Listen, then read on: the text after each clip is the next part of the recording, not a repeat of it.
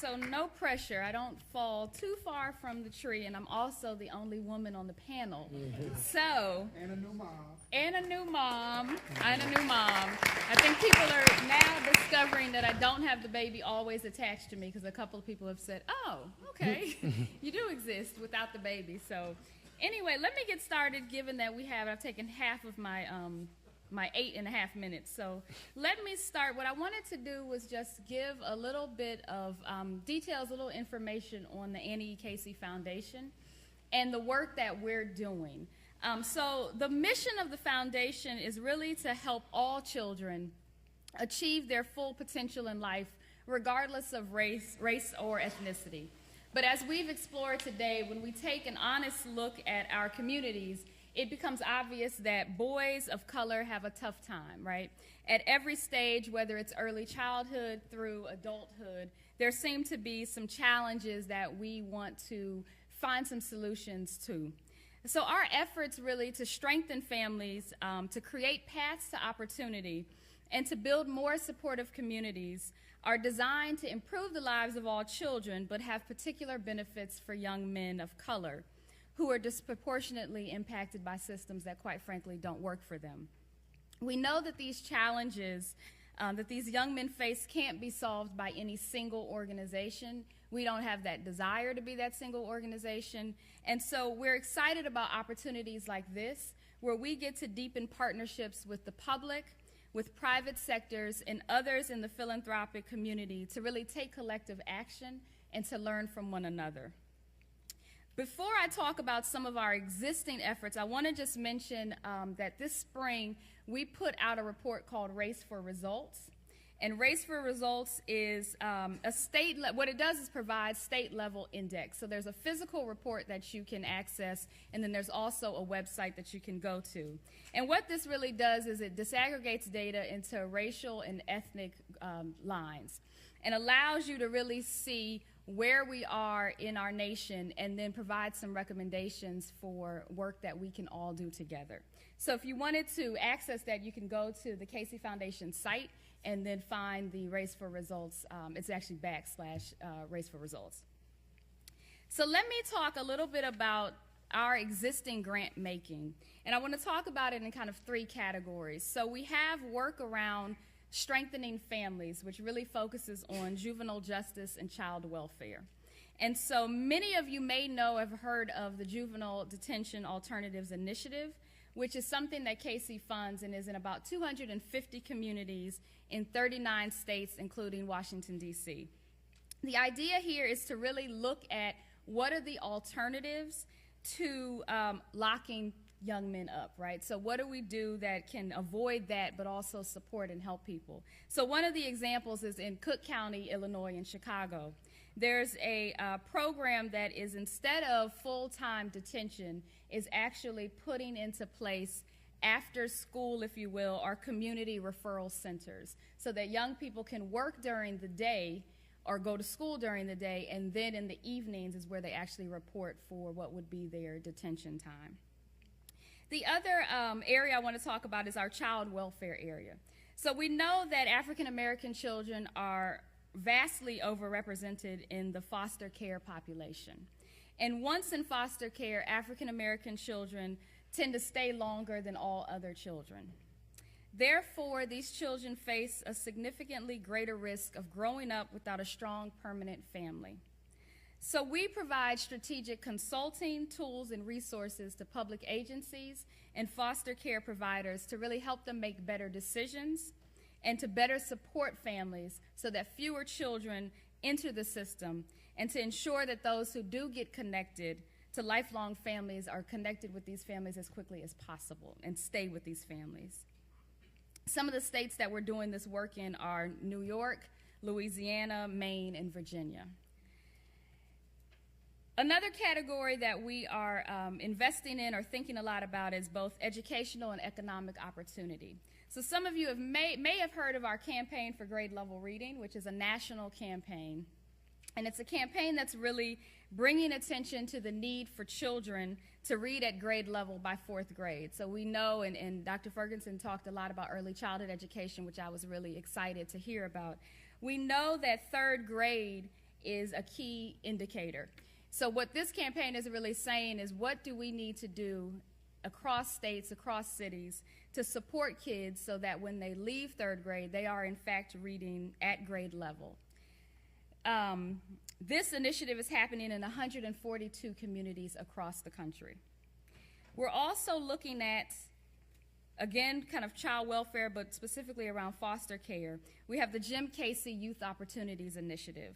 This Opportunities Initiative is really geared towards helping young people between the ages of 14 and 25 to make successful transitions from foster care to adulthood. A highly programmatic element of Jim Casey is to encourage youth who are aging out of foster care to use what's called the Opportunity Passport. This Opportunity Passport is an innovative match savings program for youth that can help them build assets and then use these funds to further their education. Lastly, communities. So we're working in a number of communities. I mean, our work is national, but we have two what are called civic sites, the Atlanta Civic Site, which is where I'm housed, and then also our Baltimore Civic Site. The civic sites are where we do a lot of our place-based funding.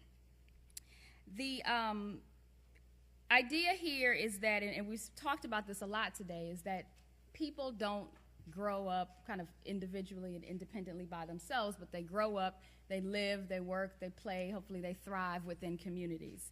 And so the work here is really to support communities in developing as safe and healthy places to live, work, and play. Atlanta, where I am, I'm actually leading our work there. And I really want to lift this piece up because I think, you know, getting to this question of how repairing the breach has influenced and is influencing our work and influencing the field.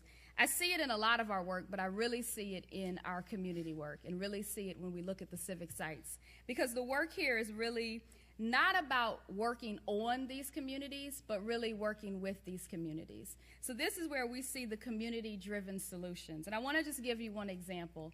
The Atlanta Civic Site is working in, there's a set of 5 neighborhoods in Atlanta where we work.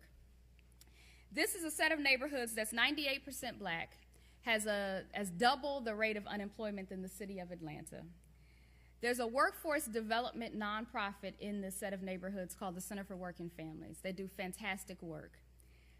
We fund the Center for Working Families, and actually a couple years ago, about 4 years ago, conducted like a focus group to talk to participants, talk to parents who were at the center to find out how are things going, you know, how can we help, how can we support.